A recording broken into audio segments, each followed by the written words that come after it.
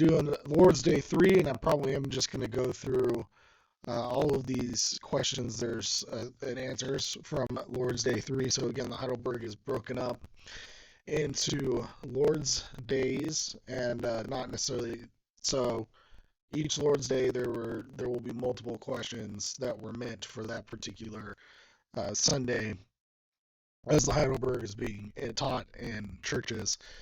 So sometimes most of the time, we'll probably just take a day, a Lord's Day at a time, but sometimes we might just do one of the questions from a particular Lord's Day. We'll just kind of play that by ear as we go along. But Heidelberg Lord's Day 3. I also wanted to, the last time I was trying to explain, or not necessarily explain, I think we all know, but trying to talk about how unique in history it was, or for a while, for a long time in history, the common person didn't have the scripture in his own language. And I was trying to talk about that, man, last time, and I feel like I was just stumbling all over myself and doing a terrible job. So I just kind of want to, maybe in a more clear fashion, reiterate what I was trying to get at with that. So when the New Testament was first being written, you had the common language of the person, the language of the common person, and that day would have been Greek, really. Now, many people were not literate, but that was the language that would have been spoken. That was the lingua franca of the day, right? That was just the common language of the day was Koine Greek, and so you had the New Testament being written in Koine Greek, which would have been the common language, and then so those who would be able to read would have been able to read Greek, right? And then you had you even had the Old Testament at that time. There was a translation called the Septuagint. So the Old Testament had been translated into Koine Greek as well. So the common person would have also had access to the Old Testament. Now, of course, Bibles were not on the shelf of every home, right? So you still didn't have the kind of access to Bibles that we would have, like nowhere near the kind of access to Bibles that we'd have today, or even in many other times of history. So access to Bible still wouldn't have been that great, but you would have at least had the scriptures in the common language, both Old and New Testament. And then even as the New Testament started to be translated, it would be translated into, it was common for it to be translated into the language of other people groups that wanted the New Testament. So you would have, drawn a blank on exact early language translations that we have in the New Testament, but people would translate the New Testament into their language, and so other people groups would also have at least portions of the New Testament translated into their language. That would be a common practice. And then, of course, eventually what happened was you got the Latin Vulgate, because Latin kind of became the lingua franca of the day. You still had in the East, you still had Greek, right? So in the Roman Empire, in the eastern part of the empire, Greek would have remained the common language, but then in the western part of the empire, you had Latin kind of become the dominant language, and then so you had the Bible translated into Latin, and then over time that kind of became like the translation of the Bible, and then as history progressed, you just had less concern about the scriptures being translated into the common language, and just keeping it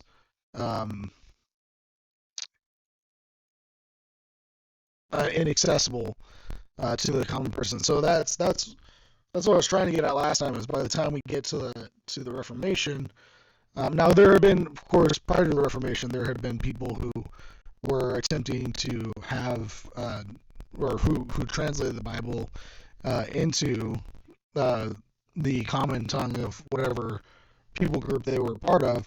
So you did have that pre-Reformation, but what you didn't have then was the access to the printing press.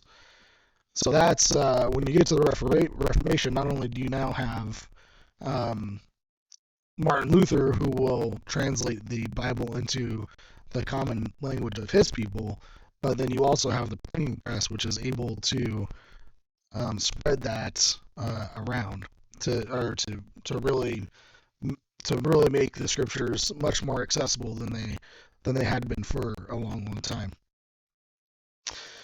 So that's why all that to say is that's why it was important to the prince who commissioned the Heidelberg Catechism. It was important for him to have this catechism, because now you have, for the first time in a long time, you have for the first time in a long period of history, you have the Bible in a common language of a particular people, with fairly wide access to the scriptures as well, thanks to the printing press. And so the concern was, of course, then for there to be kind of a tool, a mechanism to help educate, to help um, disciple the people who now have this access to the scriptures that they didn't have before. And it's now the concern is, okay, well, let's get them discipled. And then that's why you have the commissioning of the Heidelberg Catechism. So that's kind of what I was trying to get at last week, and I'm sorry, not last week, whenever I did the last video. And I just, I think I was just doing a terrible job, and I don't think my mind had quite kicked into gear. And so I don't think I was clear on what I was trying to communicate there. Hopefully that was a little bit more clear. But let's go ahead and hop right into the Heidelberg here. And we are on Lord's Day 3, so let's just kind of get going through this, huh? So Lord's Day 3, and this would be question number 6. Did God then create man so wicked and perverse? And so this is coming off of the Lord's Day 2, and the last question of Lord's Day 2 was something along the lines of, are we able to keep the law? And the end, actually, I'll just I'm going to use the book and I'll flip back to the exact wording here.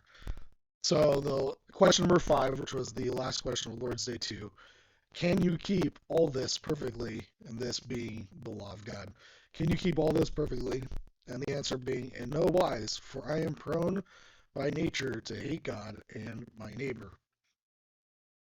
And so that's why, so that's what we're coming off here in question 6. Is it's now question 5 was the answer to question 5 was basically we can't keep the law of God because we're prone by nature to hate God and our neighbor.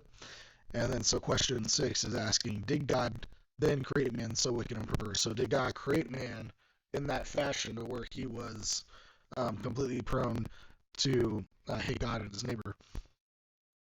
And the answer is no. On the contrary, God created man good and in his image, that is, in the true righteousness and holiness, so that he might rightly know God, his creator, heartily love him, and live with him in eternal blessedness, to praise and glorify him. So we are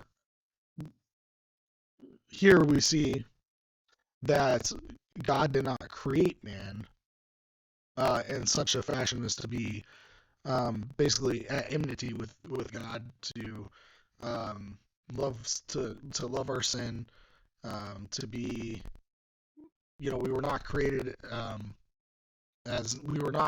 man was not originally created as by nature being children of wrath, as we are now, as we see in Ephesians chapter 2. But on the contrary, as it says, on the contrary, God created man good and in his image, that is in true righteousness and holiness, so that he might rightfully know God as creator, heartily love him, live him in the eternal blessedness to praise and glorify him. And we know that in Genesis and the creation of man, and the creation of all things, God said it was good. We know that there was no sin in man at that time. Sin had not entered into the world. We know that it was, like Romans 5 tells us, that it was through Adam that sin came into the world. So obviously that means that prior to sin coming into the world through Adam, there was no sin in the world. So the original state of man, Adam and Eve, as they were created, they were not created at enmity with God. They were not created by nature children of wrath, but rather they were created um, upright. So then, of course, what happened? And then that's what question 7 is telling, that's asking us. From where then did man's depraved nature come? Okay, fair question. So if God didn't create us this way, from where did this depraved nature come? And the answer, of course, being from the fall and disobedience of our first parents, Adam and Eve, in paradise. For there our nature became so corrupt that we were all conceived and born in sin. So again, Romans 5, sin entered into the world through Adam and his sin, and that's how sin and death enter the world. We see this, of course, taking place in Genesis 3, and after Adam and Eve disobey God, we see this their relationship with God completely change. Right now, they hide from God. They realize they're naked, um, and of course, then we get the curse as a result. We see in Romans chapter 3, of course, we see that basically Paul charges that both Jews and Gentiles, which that's just a way of saying like the entire world, right? That all men, both Jew and Gentile, are under um, sin, and that the law can only condemn, right? There are none righteous.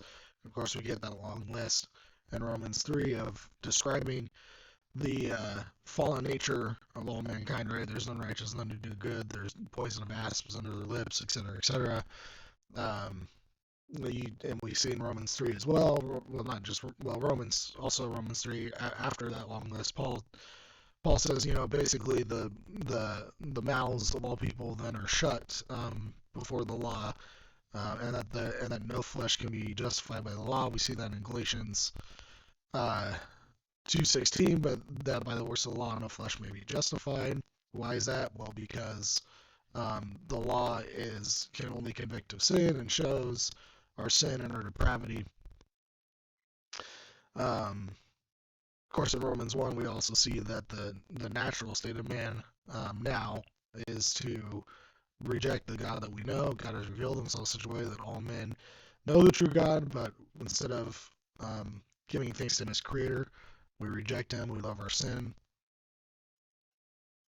And this is just apparent throughout all of scriptures. Colossians says that we are um, that apart from Christ, we're alienated from God, we're hostile in mind to God. I think that's like 120 of Colossians. Again, Ephesians chapter 2 are by nature children of wrath. John 3, those who reject Christ, the wrath of God presently abides upon them. Right? That's the end of John 3. Um, So that's where it came from, right? That all comes from the fall and disobedience of our first parents, Adam and Eve in paradise. For there our nature became so corrupt that we are all conceived and born in sin.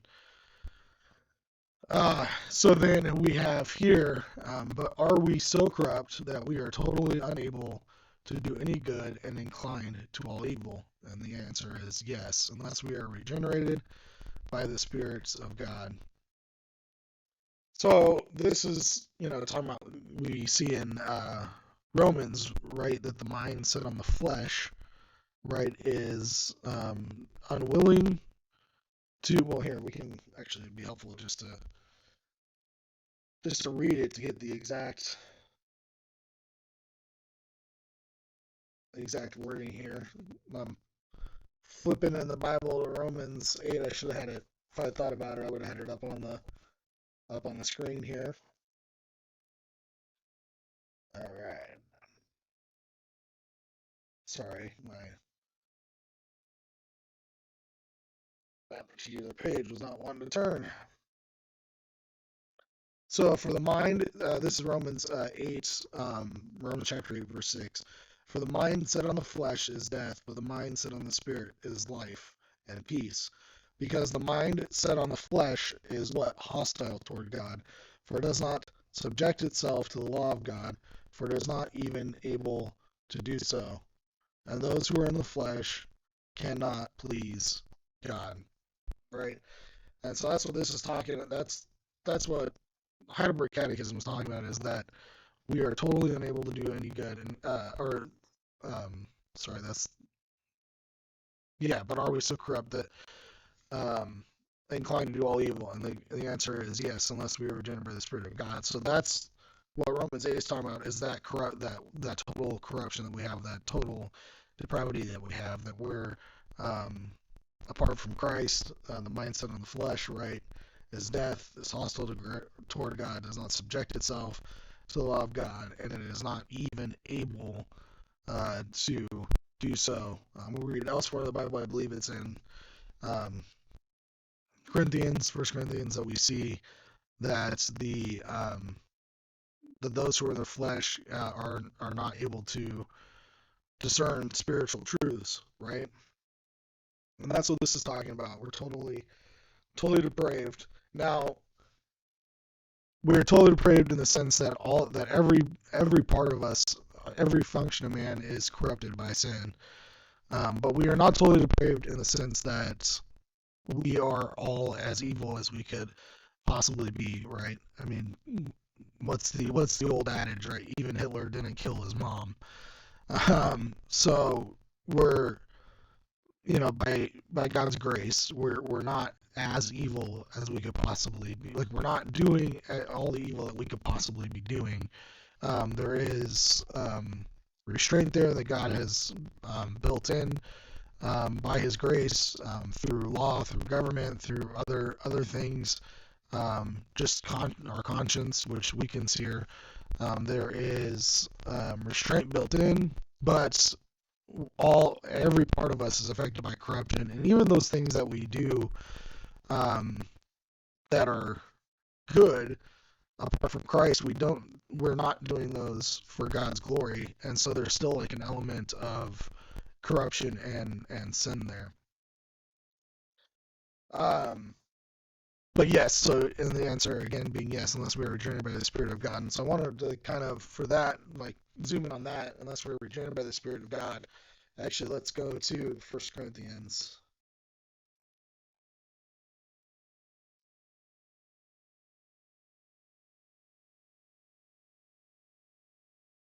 Um, we'll start in 18.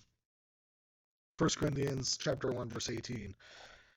For the word of the cross is foolishness to those who are perishing, but to those who are being saved, it is the power of God. For it is written, I will destroy the wisdom of the wise and the cleverness of the clever. I will set aside, and the cleverness of the clever I will set aside.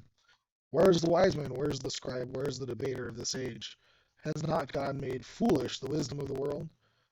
For since the wisdom of God, the world through its wisdom did not come to know God, God was well pleased through the foolishness of the message preached to those who believe message preached to save those who believe. For indeed Jews ask for signs and Greeks search for wisdom, but we preach Christ crucified, to Jews a stumbling block, to Gentiles foolishness. To those who are called, both Jews and Greeks, Christ the power of God and the wisdom of God. Because the foolishness of God is wiser than men, and the weakness of God is stronger than men. So here we see in 1 Corinthians what I think is a good representation of what we're seeing, of what the Heidelberg is talking about right here. That unless we are generated by the Spirit, that yes, we are totally unable to do any good, inclined to all evil, unless we are regenerated by the Spirit of God.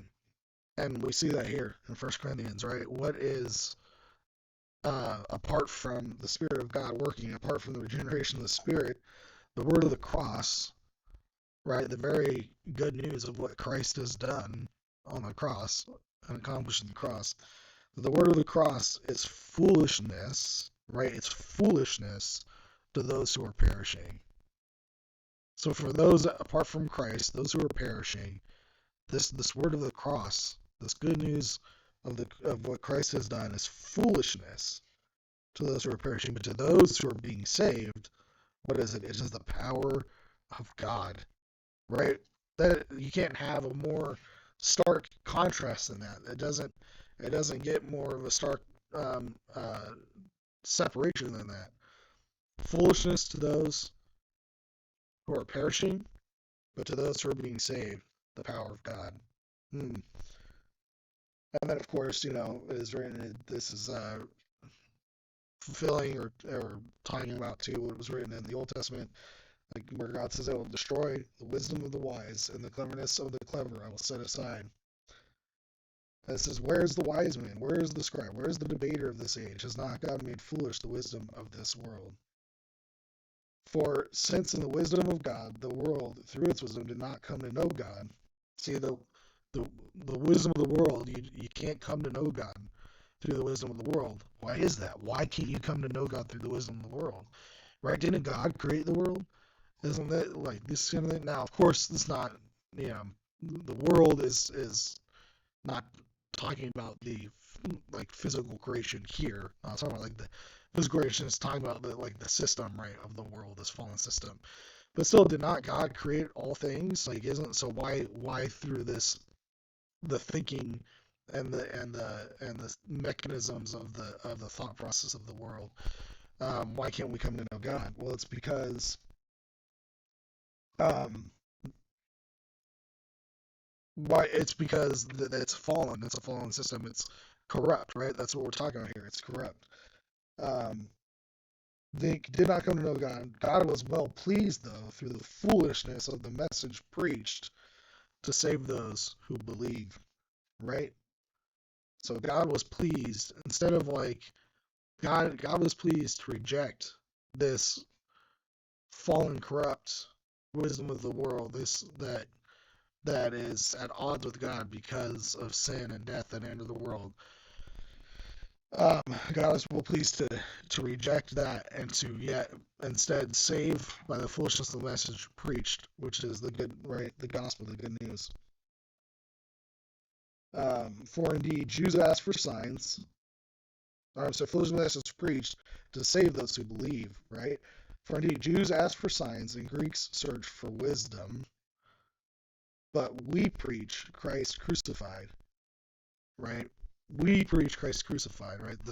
This worldly system, right? This worldly wisdom, it wants signs, it wants wisdom, right? Worldly wisdom, but that's not how God does it, right? God puts that wisdom aside. God rejects that wisdom and instead saves through the foolishness of the message preached. And that is, we preach Christ crucified, right? That is the message that's preached. Christ crucified, to Jews stumbling block, to Gentiles foolishness. To Jews a stumbling block, to Gentiles foolishness. But to those who are called, right? So what is it to those who are called? But to those who are called, both Jews and Greeks, Christ, the power of God, and the wisdom of God. Wow. Isn't that amazing, guys? I mean, that is um, just incredible that God slaps down the corrupt wisdom of this world, the corrupt system of this world, by the foolishness of the good news of Jesus Christ. And God makes that the power of salvation to those who believe, both Jews and Gentiles. And that's good news for us, guys. That's good news for us that God has done that. That's good news for us that God has regenerated by his Spirit, those who trust in Christ. And that is where hope is.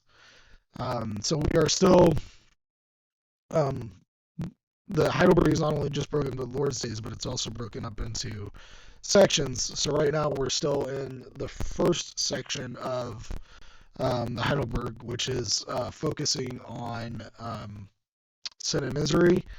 So actually, let me hop over and see. I don't remember how much more. Okay, so there's one more.